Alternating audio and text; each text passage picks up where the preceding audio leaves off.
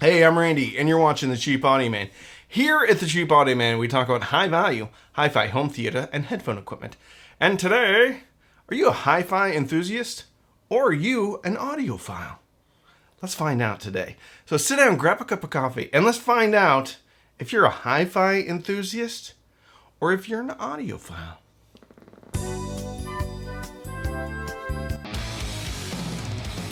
Answers to these questions shall be revealed. Just kidding. So the audiophile question actually came up in my Zoom meeting, our patron Zoom meeting last Sunday. And I have a few other questions to answer. I think the audiophile one is a very important one because I think it helped me. The light finally went on in my head about audiophiles and hi-fi enthusiasts. Nick Simonetti coming in hot asks, what is your desert island playlist? Top 5 or 10 albums. And what system would you listen to them on? List all the components. Ooh. Okay, top 5. Let's just do 5. This is going to seem pedestrian. No one's going to like it. And everyone's going to say that everyone's going to shame me about my musical choice. Okay, so first of all, it'd be Metallica, the Black Album, remastered. And then, I'm only counting this as one album. Even though it's a double album, it's a single album. Then S&M 2 with the San Francisco Symphony Orchestra. That's 1 and 2. Nirvana, MTV Unplugged. So we're at 3. Mumford & Sons, Sigh No More. Yeah, I know. People might think that poorly of me, but I don't care. So what do we have? We have 2 Metallicas, we have Mumford & Sons, and then we have MTV Unplugged. Then probably the MTV Unplugged Korn as well. So that's 5. That's my 5. I know. It is what it is. Okay, to play them on. For the DAC, I would go with the Gishelli Labs J2, the Sabre edition. Then I have that going into the Akatika PR102. Then that would be feeding the Emotiva, the Big 2 channel, Gen 3, XPA Gen 3. Okay, so we'd have J2 feeding the Akatika, feeding the Emotiva XPA Gen 2. For phono preamp, I'd have the i5 Zen Phono, and then the RT85 from Fluence, an extra cartridge, maybe the Naga Oka MP110, along with the Audiophile 2M Red. Blue, not red. We hate the red. No, the 2M Blue. And then speakers. Speakers. As of right now, gun to my head, I'm actually saying the new Emotiva B2 Plus. And then maybe a subwoofer. SVS 1000 Pro. Okay. Mike's got a great question here. Mike asks, when did you serve and what was your audio setup when you were at sea on a submarine? When deployed to iPods for my sanity, don't know what I've done without them. So we didn't have iPods or iPhones back then. I was in from 97 to 2005. And I had a portable CD player that ran off of batteries. And I had whatever headphones came with that. So that was my system. We didn't have speakers or anything like that on the submarine. Obviously, they are more concerned about people being quiet on a submarine. And even though there was 120 guys or more, we didn't see them very often. So when I was awake, 2/3 of the boat was asleep because they were getting ready to go do their thing too. But what was cool about the submarine is we did kind of have very much a music trading culture. So it was not uncommon for people to share CDs or borrow CDs for a while, come back from the patrol and have other people's CDs because we forgot to return them. We did have a bit of a musical library within the sub. And that was also when MP3s just came out. So some of the guys were very proficient with computers. So they were burning a lot of mix CDs and things like that. But they're also burning a lot of MP3 based CDs because you can get a lot more songs on there. Most of what I listened to was what was out at the time. I had Korn's first record, so I had some Korn, and then I had just a lot of stuff that I had personally, Metallica, Van Halen. It wasn't anything special, nothing crazy at the time. The way that I learned new music was just by borrowing stuff from other people, and that's when I was introduced to like Primus was on the boat, but because of other people. Just a portable CD player is all I had. I put it in they call it the overhead. I put it in the overhead when I was jogging on the one treadmill that was like rubber mounted to everything. And then when I'd really get going, I'd yank it down and the thing would fall and boom, make a big noise, and the batteries would go everywhere, and then sound transient and missile compartment and low level. Yeah. They don't like it when you drop your stuff on a submarine. A really great question or discussion point. But first, this is the second best discussion question. The question comes from Steve Pilgrim.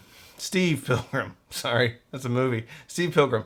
Do you have a strong opinion on whether systems should be different based on preferred genres of music? Example, speakers, headphones, DACs, amps, etc. Can a good system do it all? Great question. One I have gotten many times on live streams. Can a good system do it all? In theory, yes. In theory, absolutely 100% yes. In practice, and I hate to say this because I always say, good system, good speaker should be a good speaker. Should be able to play home theater, jazz, rock and roll. I don't know why it was an accent. In theory, yes. In practice, no. I think what it comes down to is there are certain characteristics of certain music where you would want a certain personality or flavor coming from your electronics and or speakers to maybe eke out the best or add to that type of music. These headphones are bumped in the bass. That'd be really good for EDM. I'm like, what? EDM already has a bump in the bass. Why would you want an additional bump in the bass? Actually, you'd want some really thick headphones on something that is recorded really lean so that it balances it out. I think you may get what I'm laying down here, though. For me, I like a little bit of addition in the mid bass area to give me a little bit more caramelly. I also like a little bit excitement on top. So the one example I have when a speaker, I really love the sound of a speaker for music and not as much for home theater, was the Audiophile Linton. Love that speaker for music. But when it came to dialogue reproduction, and this is generally when I'm not using a center speaker. When I'm using a center speaker, this really doesn't matter as much. So the Audiophile Linton, I wished had a little bit better dialogue. Conversely, a speaker that I think is great for home theater and not really always my cup of tea for music is Klipsch RPE line, 6000F. And I know they've come out with a new line. Fantastic with dialogue on home theater. Not so great for music. So to thine own self be true. Like, you need to know what you like. I think one of the most neutral speakers that has done the best across every genre for me has been the ELAC Unify 2.0 after one has given it plenty of time to break in. I think that speaker does as good of a job as any speaker can across all genres. But there are speakers that I just prefer. And there's certain musical genres that I just listen to a lot. So I love the Emotiva stuff. Love the Sony SSCS5. Love the Ammo Concert Series. I actually really like these Audiophile Diamond 12.3s. Love the SVS Prime bookshelves and the Ultra bookshelves. Polk R100, R700. But yeah, unfortunately, there are speakers that sound better with certain genres of music. And then you make it even more complicated when you add the different electronics. We're getting at synergy here, right? So I wish it wasn't true, but it is true. And it takes work to figure out exactly the right perfect combination. Because you don't want to swing too far in one direction, because then you can kind of destroy everything. So you kind of want to set things up to where you have a major and a minor, just like college, except it's hi-fi stuff. The biggest question, and I came up that we touched on this in my Zoom, but I started thinking about this. And one of the questions was, what is wrong with us collectively? Why do we always want to get the next piece of equipment or the next best thing? What is wrong? Do we need to be part of a 12-step program? And so, well, you're in the right place if you do. I don't think there's anything wrong with us. And think we need to really coin a new term here, or understand what it really is, and that's a hi-fi enthusiast. I think a hi-fi enthusiast is a little bit different from an audiophile, because there's a lot of negative connotations associated with audiophile.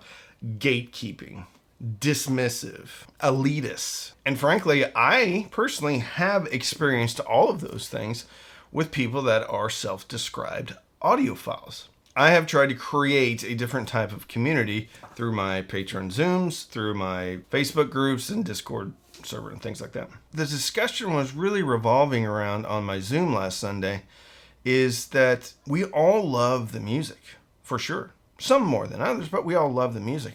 I think the second part that is rarely discussed is we all are gearheads. We love to collect. And there's nothing wrong with collecting. People collect stamps, they collect watches, they collect cars, they collect model trains, action figures, comic books, all sorts of things. Why can't we collect hi-fi stuff? I have a very good friend. He's one of my patrons, Digital Dan. He has taken me on some video tours of his place and shown me many of his pieces that he has. And I would argue that if he started a museum, he would have a fairly complete vintage museum, or at least one that is compelling enough that people would probably pay to come in and take a look at it and talk to him about it. There is nothing wrong with collecting, being a enthusiast and collecting and wanting different pieces and multiple pieces. I think for some reason we want to shame ourselves into thinking, I don't need that next.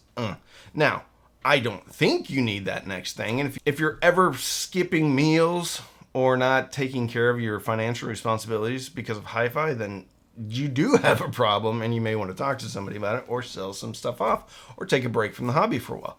However, if you're an enthusiast, if you're a collector, there's nothing wrong with it. You want to have 3 or 4 DACs, try them out, great. The cool thing about this hobby is if you are buying stuff that is pretty good, pretty well regarded, there is a used market associated with it. And some products, Denafreps Aries 2, Schkit products, they don't last long in the used market. So they're actually a pretty safe bet if you want to cycle through things and you don't want to be out a lot of money. If anybody's shaming you because you're buying too much, don't let them. I don't think people have bridged the gap between like collecting watches and collecting amplifiers. I know amplifiers take up a little bit more room. They don't take up as much room as building an entire civilization for your model trains in the basement. So it's just a hobby. We like gear. We like new gear. We like old gear. And we shouldn't be ashamed of that. As long as we do it responsibly, I think it is. I think our hobbies could be a lot worse. So, are you an audiophile? Are you a hi-fi enthusiast? Are you a collector? Or are you all three? Put it down in the comments. I will link to one of my other videos where I answered some questions from my patrons. If you want to support the channel, you can subscribe, do all the bell things like that. Check out my Patreon. So don't binge watch anything on Netflix or Hulu. Binge listen and fill your soul with happiness. With that, I'm Randy. I'm the Cheap Audio Man.